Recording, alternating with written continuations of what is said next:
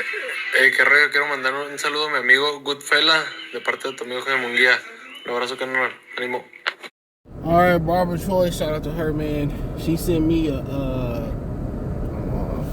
this morning. She sent me some boxing rumor that's going around the internet that Chris Colbert could be taking on Rayo Venezuela. You know, Rayo's the one that lost to the I think the Dominican kid. He trained with Benavides, daddy and them.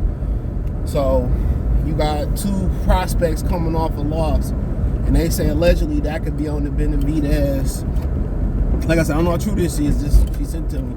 It could be on the Benavides implant undercard.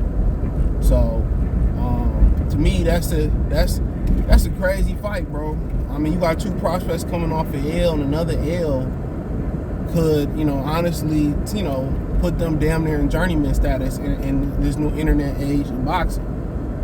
Usually, you'll like to see one of them, get a, you probably won't even match them up unless, unless it's for a title or it's a unification bout, usually by today's standard. But I remember J-Rock, his career, he fought another undefeated fighter. They both had double-digit wins, and, he fought another undefeated fighter, and, there was a lot of people saying, oh, no, why they fighting so soon? So apparently, they must be paying Rayo and Colbert pretty good, and Colbert was already touching six figures. So apparently, he's supposed to fight Frank Martin in December. His trainer said that he wasn't ready, he wasn't in shape.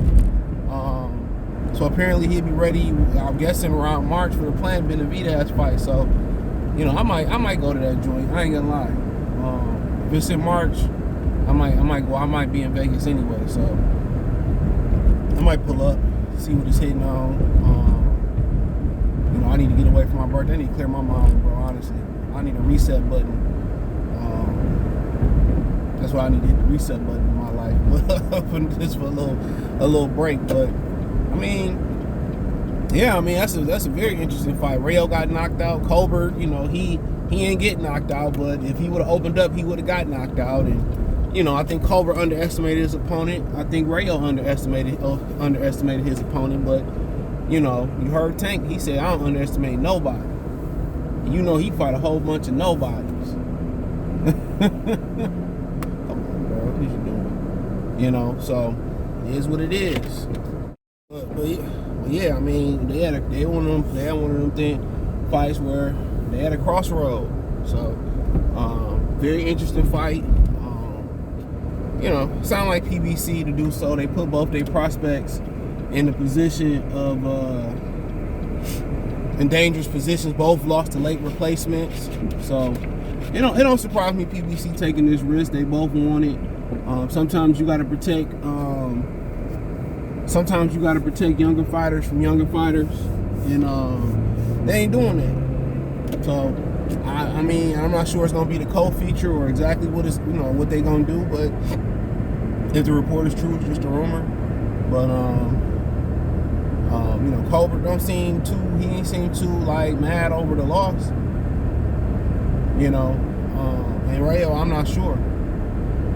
He got beat up, man. Old boy could punch too. And then his trainer threw him under the bus, talking about, I forget what he say. He threw him under the bus, and I ain't publicly like that, but he know what make his fighter tick. And they both got confidence that they can come back and beat each other. More than likely, it's probably gonna be at lightweight, and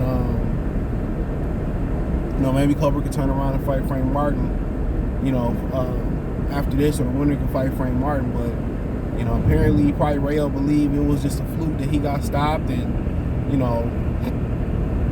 this a dangerous fight.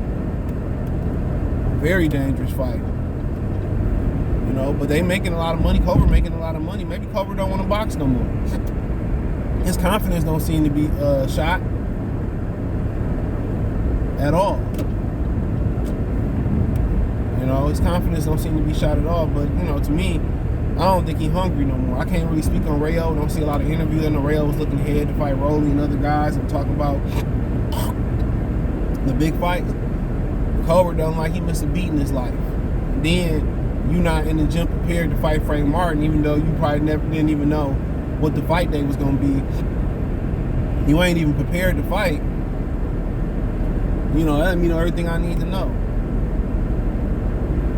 You know, they got these kids fighting once or twice a year.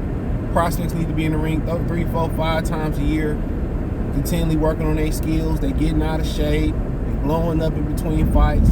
They not staying in the gym like they should be. You know what I'm saying? And that's a sign of a young fighter. That's why you want to keep a young fighter busy. That's why they got so many activities for kids, so they don't get in trouble. That's why you keep kids in so many different activities. And you keep them in a routine. You know, prospects like kids in boxing.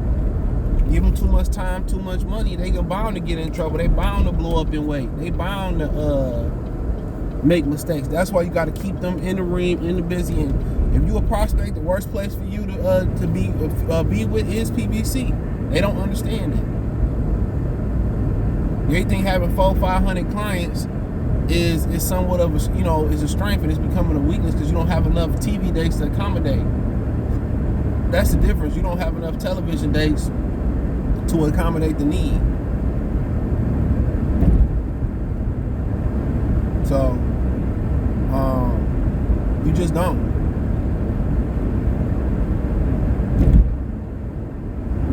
You don't. So, but like I said before, Rayo can punch. He's a good fighter, but we'll see.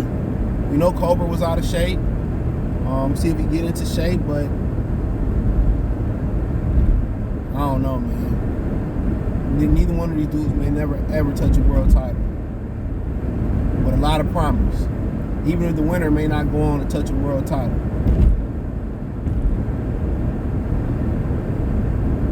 That's the crazy thing about it. So it's all going to depend on how focused both are and what type of shape they are. You know, even Colbert he didn't get knocked out by Hector Luis Garcia, but you know, the possibility was there. The possibility was there. It really was there. He easily could have got stopped in that fight, but he milled it in. So he didn't make no excuses, and you know, we'll see. If I'm Colbert, I'm coming out there and I'm sticking and moving.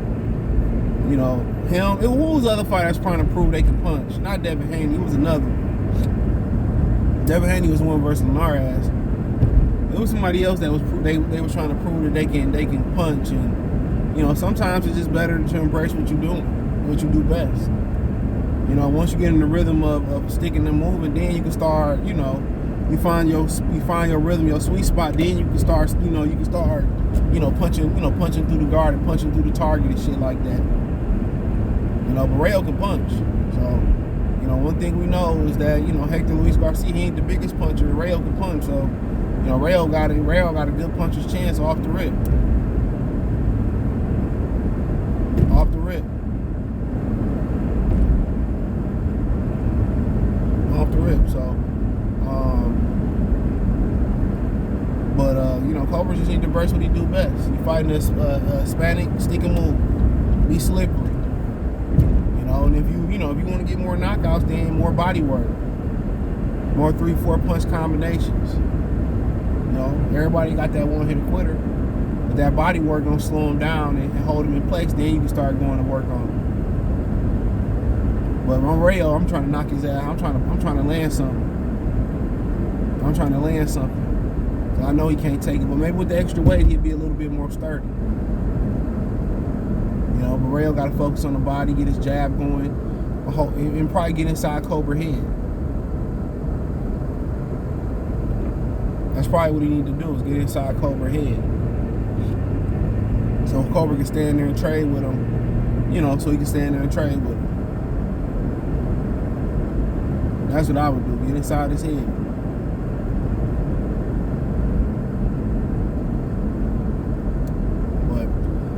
Actually, that's a really good undercard right there. I don't want to support Al Heyman, but shit, I'll go to Vegas. Why not catch a fight? You know what I'm saying? But if they don't announce it by sometime in February, man, I'm good. Quite frankly, I'm good. I'm just gonna pick a weekend. If it falls on that weekend, it's a fight there, then cool. Yeah. But yeah, that's a good fight, you know. you know. Now, obviously, the rumors playing Benavides going to be on pay-per-view. If this is going to be in March, they're approaching less than 2 months pretty soon. So I don't know why they do this shit and then don't understand why people don't support the events. You be telling people with 4 to 6 weeks notice for a pay-per-view. If them employees say it takes 6 months to build a pay-per-view. That's a good undercard. They gonna talk some shit too. They gonna talk some shit. They both some talkers. I don't know if their last fights humbled their ass when they lost, but they gonna talk. But to me, that's a wild ass matchup to make. That's a wild matchup to make. That's a wild matchup to make. You know, 2 prospects coming off a loss. One come off a knockout loss. One could have got knocked out in this loss. But hey, let me know what you girls and guys think. Thumbs up the video, share the video, subscribe to the channel. The subscribe button is the bell icon button. Hit all notifications, increase your chance of notifications. We go live or drop a video. Financially, want to support the channel, Cash App, $CJGood313, Venmo, CJGood313, PayPal link in the description. Hit the link tree, find me on Twitch, Twitter, Instagram, Spotify, Anchor, Cash App, Venmo, PayPal, Apple Podcasts, Google Podcasts, the whole 9. Appreciate the love, support. Peace.